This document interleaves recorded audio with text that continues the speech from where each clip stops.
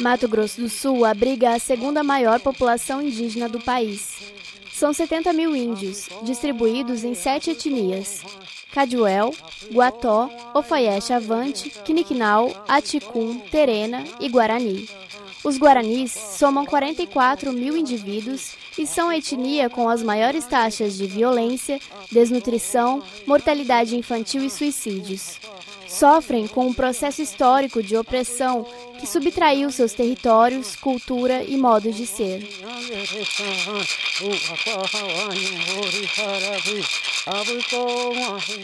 Na tentativa de recuperar sua terra sagrada, ou Tecorá, famílias passam décadas acampadas na beira de estradas ou em pequenos pedaços de mata. Esquecidas e invisíveis, o que mais desejam é viver na terra de seus antepassados.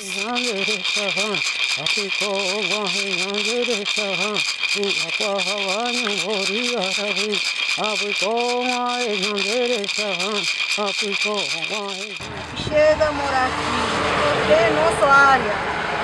Pra que eu vou ficar de beira da rodovia? Isso que eu querendo é voltar no Tecorá. Porque aí mesmo. Para plantar uma coisa, para recuperar de novo quando saiu de lá. A Fundação Nacional do Índio, a FUNAI, contabiliza cerca de 24 acampamentos indígenas na região de Dourados.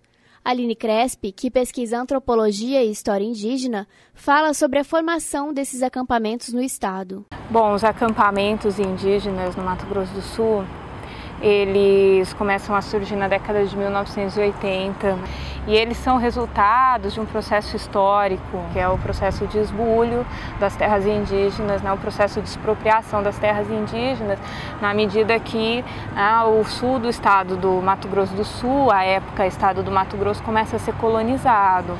E aí tem todo um histórico, né? A criação do SPI, que se instala aqui, né, na década de 10, acaba criando 8 reservas naquele momento, e aí esse processo de colonização ele vai se tornando mais intenso, essas reservas vão ficando cada vez mais cheias, e mais cheias, e a década de 80 é um momento que, né, as populações Guarani e Kaiowá, elas se opõem a esse processo histórico.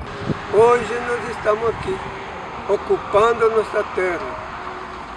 De 1940 para cá, os grileiros, os não índios, ocupou a nossa terra. Hoje nós estamos dentro da nossa área de novo, porque esta área é registrada. A partir da década de 80, né, até hoje, já existem várias terras indígenas, acredito umas 10 ou 12, né, que foram reconhecidas como sendo terra indígena, mas né, se elas hoje são reconhecidas, porque em algum momento os índios tiveram que fazer pressão contra o Estado, né? Tiveram que acampar na beira da estrada, ocupar a terra. Isso é certo? Eu não sei se é certo, mas os índios aprenderam que assim, eles costumam dizer que a FUNAI só funciona sob pressão, que o Ministério da Justiça só funciona sob pressão, que o Estado brasileiro só funciona sob pressão, que é que nem feijão, precisa de pressão, expressão não minha, é que nem feijão, que precisa de pressão para poder amolecer. Então, se não houver pressão, o feijão não sai. Eu acho que o acampamento é uma estratégia também, é uma estratégia de luta que procura dar visibilidade à situação fundiária, à situação territorial que esses grupos vêm vivendo, de escassez, né, escassez de território. E o acampamento ele acaba aparecendo, né, mais do que também uma estratégia de luta, como uma tentativa de reelaborar formas de se viver que era possível nos antigos sítios de ocupação, né, nas terras tradicionais, como eles chamam de Tecorá. Era tempo da minha avó e do meu avô, ele estava aqui. Aí o fazendeiro, tocaram tudo ele daqui, tocaram tudo, foi embora. Deixou essa reserva, então agora nós viemos tudo aqui de novo. Nós temos força ainda para trabalhar, né? Nós queríamos demarcação logo para nós. O artigo 231 da Constituição Brasileira de 1988 assegura: são reconhecidos aos índios sua organização social, costumes, línguas, crenças e tradições e os direitos originários sobre as terras que tradicionalmente ocupam, competindo à União demarcá-las, proteger e fazer respeitar todos os seus bens. Mesmo com direitos garantidos constitucionalmente, quando lutam para recuperar o Tecorá, os índios enfrentam resistências políticas, econômicas, a violência e as precárias condições de vida durante os longos anos dos processos demarcatórios. Está prolongando muito essa demarcação de terra. Eu não sei mais. Já é muitos anos já. Já vai chegar 2014, 2015 e nada nossa terra. Eu quero perguntar, eu quero saber por que não quer dar respeito para nós aqui. Será que o governo, será que quer ver o índio morrer tudo primeiro para poder demarcar terra para o índio? Esse sentimento anti-indígena que predomina nas cidades sul-mato-grossenses, ele tem relação direta com a reivindicação que os índios fazem dos seus direitos, principalmente o direito territorial. O segmento que é pensado como legítimo e habilitado para exercer a propriedade da terra, nessa sociedade que se constrói aqui, é a aristocracia rural. Eu me lembro de um trabalho que eu fiz, e tinha um senhor já de idade, e ele dizia assim: eu nunca imaginava perder minha terra, ainda mais para índio. Se fosse perder a terra, talvez para um grande proprietário ou para uma grande empresa, ainda podia fazer algum sentido para ele. Perder a terra, ainda mais para índio, quer dizer, é como se fosse um retrocesso. Aí eu acho que é a grande dificuldade de pensar, de entender, de compreender a necessidade dos índios em terem terras demarcadas, reconhecidas como terra indígena. Então, acho que na imaginação social, né, nas representações que circulam, se projeta o índio no passado, fala-se no índio folclórico, de preferência morto, ou num presente espacialmente distante. Circula muita ideia, não, se os índios querem ser índios, então que eles sejam levados para a Amazônia. Quer dizer, o lugar de índio seria nesse espaço onde a frente de ocupação não chegou e tal. Mas acontece que os índios estão aqui, sempre estiveram, os índios que vivem aqui sempre estiveram aqui. Só que eles querem ter acesso às terras das quais eles foram expropriados. Mas só que isso não cabe na compreensão política que se constrói na região. Existe um movimento aí de tentar criminalizar as tentativas de organização indígena para recuperar antigos territórios. Uma questão que vai aparecer muito é uma ideia, uma palavra, né, que tem uma carga simbólica que vai aparecer muito, enfim, os índios invadem as terras, né, enquanto as populações indígenas elas estão contando a história, né, a contrapelo, a gente diria, porque historicamente a gente teria invasões de territórios indígenas por essas frentes de colonização, por essas frentes de expansão. Então a invasão ela aconteceu num outro momento. Na lógica indígena eles estão tentando recuperar um território que foi invadido. Eles estão numa luta na garantia de direitos que, enfim, existem constitucionalmente e não na contravenção. Que eles têm que respeitar o direito de propriedade, não tem que invadir. Não tem que invadir. Ninguém aqui invadiu nada. Então toda a violência criada dentro de Mato Grosso do Sul foi pelas invasões, né? As invasões que foram feitas de maneira articulada, né? Por conta e todo mundo sabe, de uma ingerência total da FUNAI, de um CIMI, de ONGs, pessoas que não têm ou que não querem que o Brasil seja o país do futuro, ficam fazendo essa situação, uma situação insustentável. E há uma campanha midiática, né, e política nessa região muito forte contra os índios. E essa campanha midiática é alimentada por setores, né, da economia local, por políticos locais, que colocam, né, os índios, por sua vez a FUNAI e outros aliados, né, como contrários à ideia de desenvolvimento.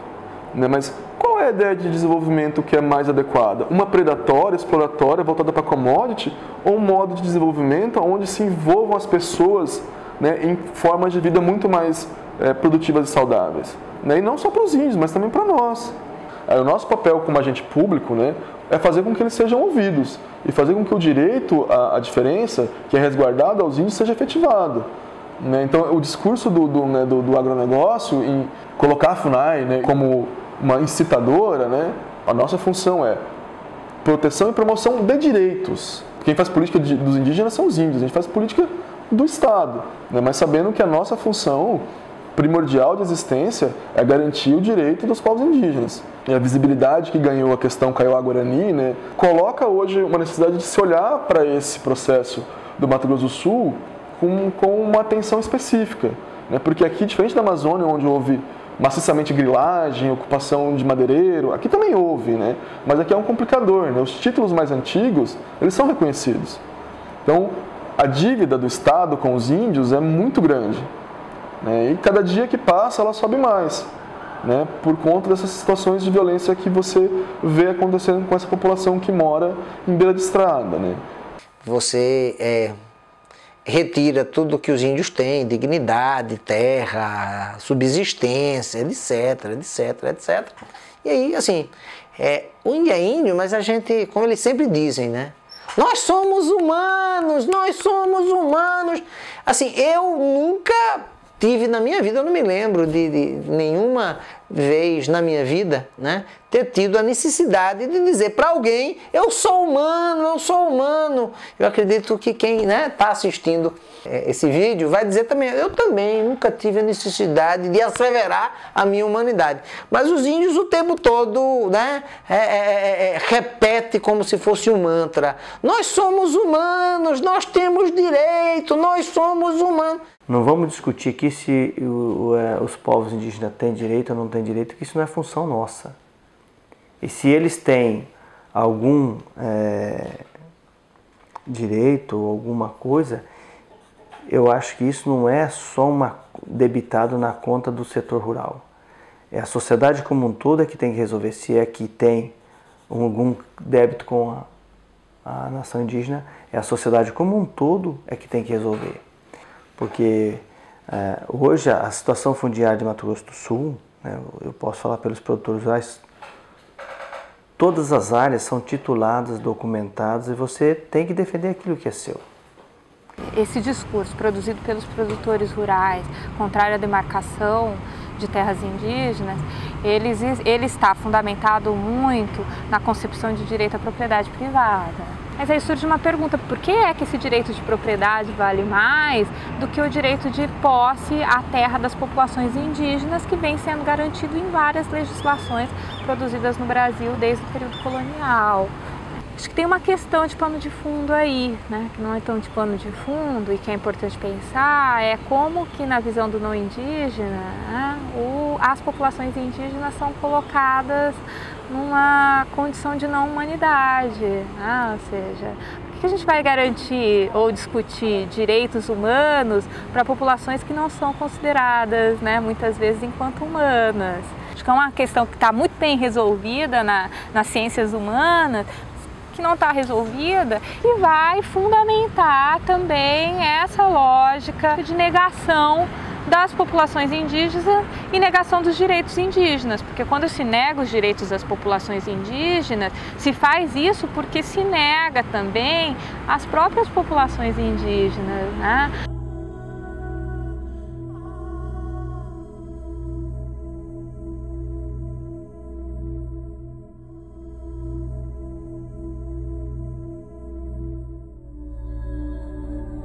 Esse terra não quer para a gente sobreviver. Na beira da estrada a gente vive a situação muito complicada.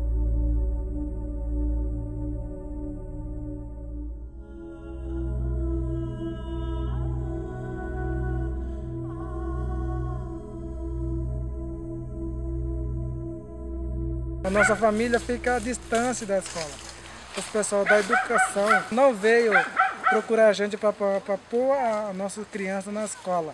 Então daqui a pouco ele já vai ter uma idade, já aí a escola já não vai pegar mais. Essa escola, essa educação fica muito difícil. A situação do veneno, então eles estão sempre muito próximos da plantação e os fazendeiros passam venenos até a margem, né? O veneno chega nas crianças, a água, né? Que é a água do córrego, tem um córrego próximo ali que também escoa veneno.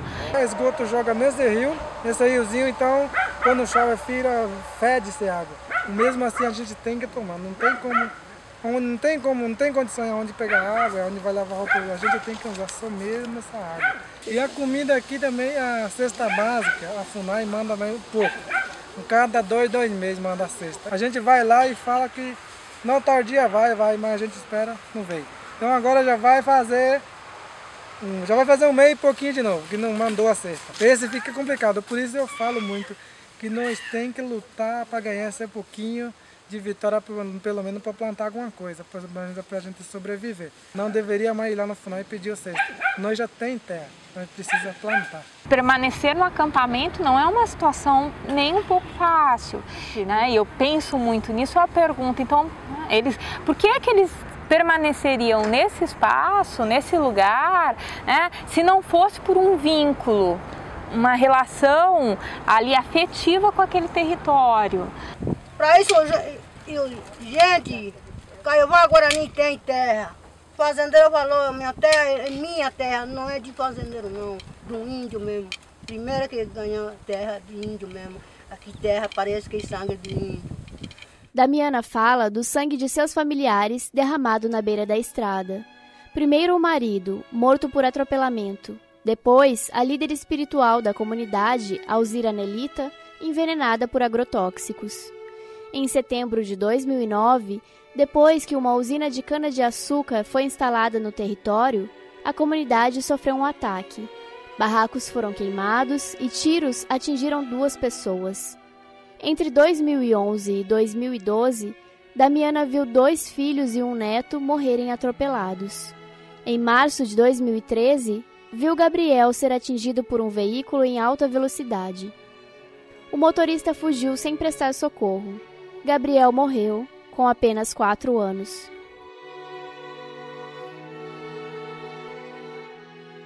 O nosso acompanhamento no Ministério Público Federal da comunidade Apicaí começa a se intensificar a partir de 2009, quando chega o plantio da cana. Até 2009, a comunidade vivia em uma relativa tranquilidade. E aí, quando você chega à usina de cana, né, começa a proteger a propriedade privada, né? É muito contraditório essa coisa, porque nessa ideologia do desenvolvimento e do progresso e agora essa nova ideologia, que é a ideologia dos combustíveis limpos, né, dos sustentáveis, recicláveis, você acaba tendo um caso claro de racismo ambiental, né? Por que racismo ambiental? Porque a gente, né, todo mundo fala da grande necessidade que existe para que exista um esforço mundial para salvar o planeta. Mas algumas populações, principalmente algumas populações ligadas a alguns grupos étnicos, pagam um preço muito mais caro, né?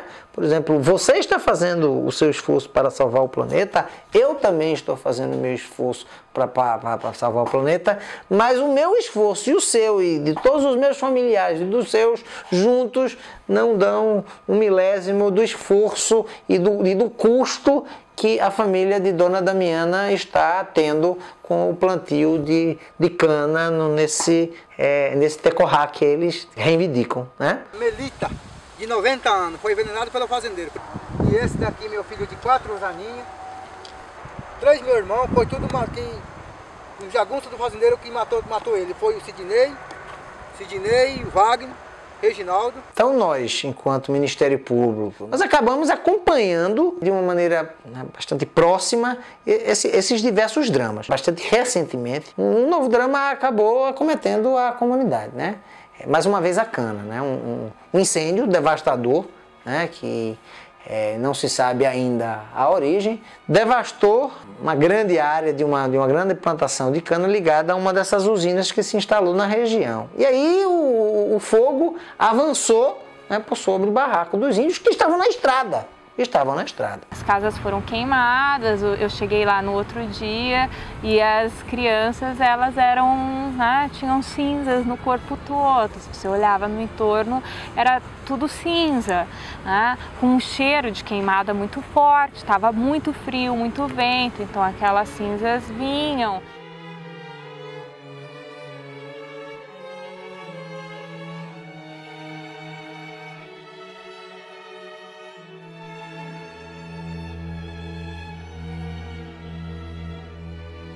Os índios devem a muita sorte, né? Assim, só terem havido perdas materiais. Perderam tudo que tinham, né? Mas na felicidade de perder, né, tudo que tinha, porque nenhuma vida foi ceifada. Eu acho que diante da situação onde eles estavam, né, da localização onde eles estavam, se o incêndio tivesse ocorrido à noite, poderia ter sido uma fatalidade. Após o incêndio, os indígenas de Apicaí passaram a ocupar uma faixa de terra entre a plantação de cana e a mata. A reocupação é um ato de coragem, é um ato de fé, é um ato político, é um ato que acaba sintetizando uma luta. Quando os americanos chegaram na Lua, né, a primeira coisa que eles fizeram foram fincar a bandeira americana para dizer: a Lua é minha, aqui está a minha, né? Então os índios, quando entram, né, quando eles fazem uma retomada, né, a retomada ela tem essa coisa de dizer: olha, não pense que essa terra não tem dono, essa terra eu não me esqueci dela. Ela me foi tirada, mas eu não me esqueci dela. Ela me foi tirada, mas eu ainda luto por ela. Ela me foi tirada, mas eu ainda continuo exigindo que o governo federal demarque através de todos aqueles procedimentos administrativos, né? Então, eu quero que essa terra seja demarcada. E nesse ato simbólico de entrar é o fincar da bandeira dos índios, que por si só não significa que a terra vai ser demarcada de pronto. Para mim, a demarcação é um ponto fundamental, porque vai, né, reconhecer os limites da reivindicação territorial dos índios. Né? Porque o relatório vai dizer: bom, aqui é, aqui não é, aqui não é terra indígena.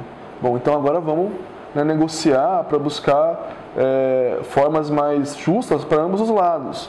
Para o futuro dos índios, para o futuro do desenvolvimento, de uma forma em geral, no sentido mais amplo que essa palavra tenha, não só na ideia de commodities, né, e de agronegócio, só vai haver essa segurança, né, quando houver demarcação das terras. Então, assim, eu acho que a única forma, né, de diminuir esse clima de tensão que há na região é resolvendo a questão fundiária dos Kaiowá e dos Guarani, demarcando o território deles. E esse terra aqui, ele não tinha cana, não tinha gado, não tinha nada.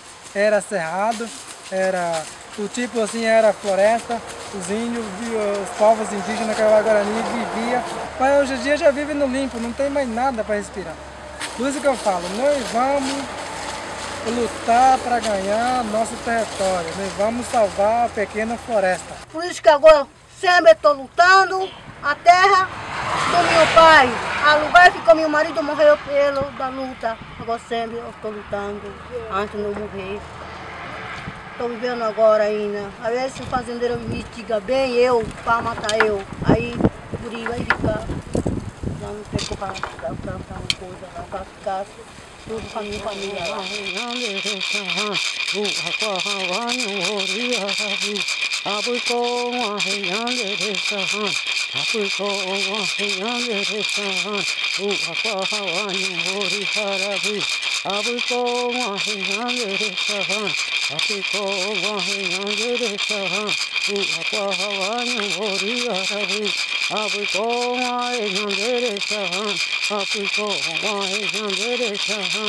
Aham.